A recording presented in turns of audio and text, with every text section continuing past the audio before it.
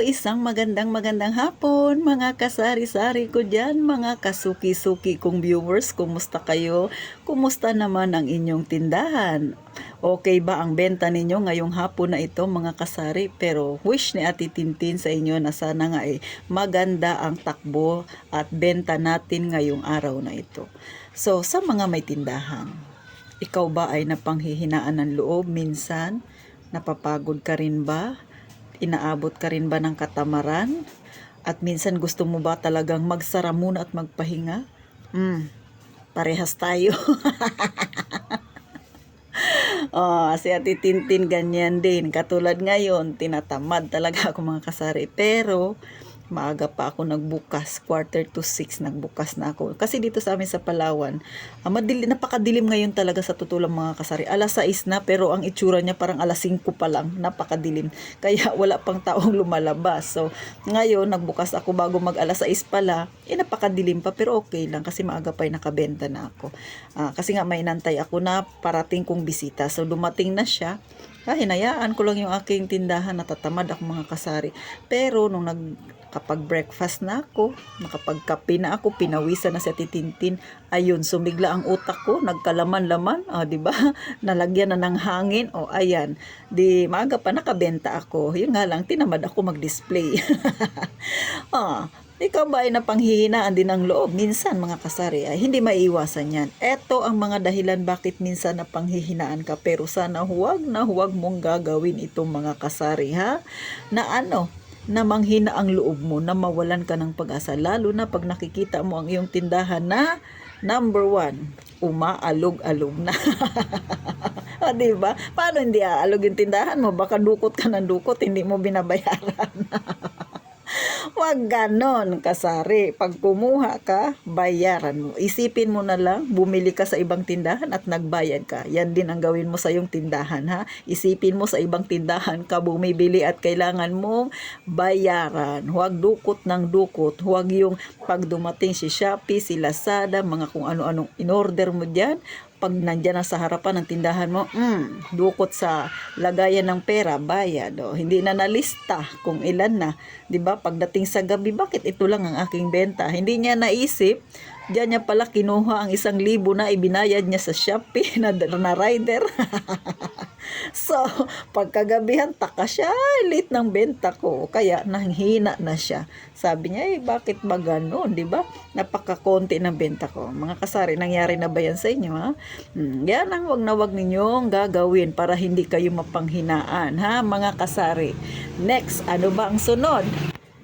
Napapagod ka, gusto mo nang tumigil kasi dinadaan-daanan ka na lang ng mga tao, parang hindi ka nila nakikita, parang wala kang tindahan, di ba? Parang invisible ka sa kanila, di ba?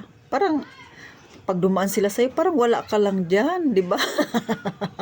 Parang dead ma lang sila sa'yo. Yan ba yung naisip mo kaya gusto mo na lang tumigil? Ay, Ate Tin, kumpleto naman ako, padaan-daan lang sila sa tindahan ko, hindi nila ako pinapansin. Bakit napanghihinaan ka ng loob? Normal yan kasi nasa larangan tayo ng pagnenegosyo mga kasari. Sabi ko nga, gumawa ng strategy. Ikaw ba ay magaling magluto, ha? Magaling magluto ng mga merienda or ulam? Pwede mo yang gawin sa harapan ng iyong tindahan. Maglagay ka kahit 2 putahe kung magaling kang magluto. Kung magaling kang magluto naman ng merienda, banana Q. O kaya naman kamote Q, di ba? Mga simpleng merienda na pwede mong idagdag sa iyong tindahan, mga kasari. Yung sa tingin mo, hindi ka naman mapapagod ng husto. So, pwede yan ang maging paraan para papansin ka ng iyong mga customer. Huwag basta, tigil na lang ako. Total, parang hindi naman nila ako nakikita. Parang hindi nila kailangan yung tindahan ko. Huwag ganon ang mindset mga kasari, ha. Manatiling positibo. Mag-isip lagi ng panibagong strategy, ha mga kasari. Kahit sa Tintin, nararanasan ko rin yan. Ganon talaga. Ang tao ay may suki-suki. So, kahit ikaw, di ba, mayroon ka rin gustong bilhan ng tindahan. So, yung nararamdaman ng tindahan na dinadaan-daanan mo, yan din yung nararamdaman natin pag dinadaan-daanan tayo. Pero, wala tayong magagawa. Ang tanging magagawa natin, mag-isip ng panibagong strategy, mag-isip tayo ng panibagong pwede nating itinda na magiging ano sa customer, magiging makaka-attract ka ng customer. So, ganyan mga kasari. Isa pa na huwag mong gagawin yung parang nakikipagkompetensya ka sa yung kakompetensyang tindahan. Lagi mong tinitingnan, ay malaki yung tindahan niya, ay marami siyang paninda sa akin, kaunti.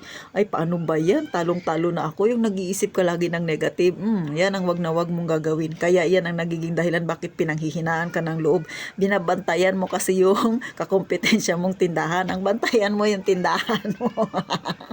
Huwag kang sisilip doon sa kakompetensya mo. Ako sa totoo lang mga kasari, may kakompetensya rin ako at maganda yung kakompetensya kong tindahan. Pero hindi ko pinapansin kasi nakapokus lang ako sa aking tindahan. So kung makikita mo ang tindahan ni Ate Tintin, pagdadaan ka dito sa akin, hindi talaga siya kagandahan. Nagiging maayos lang siya tingnan kasi marami ako nilalagay na chichirya sa harapan. Isa pa, syempre, inaayos ko rin yung aking paglalagay ng mga paninda. Kaya pag tumitingin minsan yung customer, ay, ang ganda ng tindahan mo, ti, organize, diba? So, doon man lang makabawi ako. Pero sa totoo lang, pag sa labas, hindi talaga siya ganun ka-attracting nan. Pero pag sumilip sila sa tindahan ko, dahil nga makita nila maayos yung pagkakasalansan, nawiwili silang bumili sa akin. So, isa rin yan sa dahilan. Kaya huwag kang mawalan ng pag-asa kung ang tindahan mo maliit. Kasi si Ate Tintin nga, maliit din ang tindahan. Pero di ba, nakikita nyo naman sa tuwing vlog ko, masaya ako.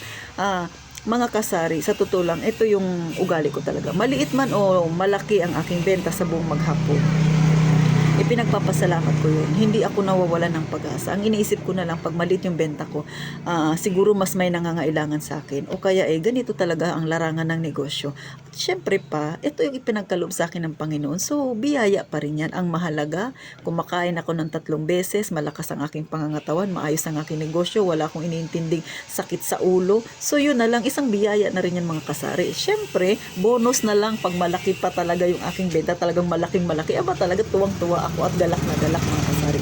Pero kung mahina man ang bintahan, normal yan kasi nga nasa negosyo tayo. So ganun lang ang aking iniisip. Hindi ako nag-iisip ng negatibo mga kasari.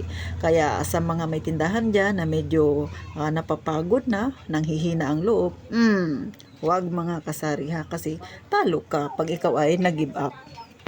So paano mga kasari, sana kahit papano nakakuha kayo ng idea kay Ate Tintin. Napayuhan ko dyan yung iba na napanghihinaan na. Huwag kayong mag-alala, lahat yan napagdaanan ko na mga kasari. Manatili ka lang na positibo. Higit sa lahat, ipag-pray mo ang iyong tindahan. Yan ang pinakamabisang magagawa ng bawat isa sa atin na mga kasari. Siyempre ilapit natin sa Panginoon para kahit papano ibiyayain tayo. Hanggang dito na lang mga kasari, at lagi kong sinasabi, mag-iingat tayong lahat palagi, mga kasari.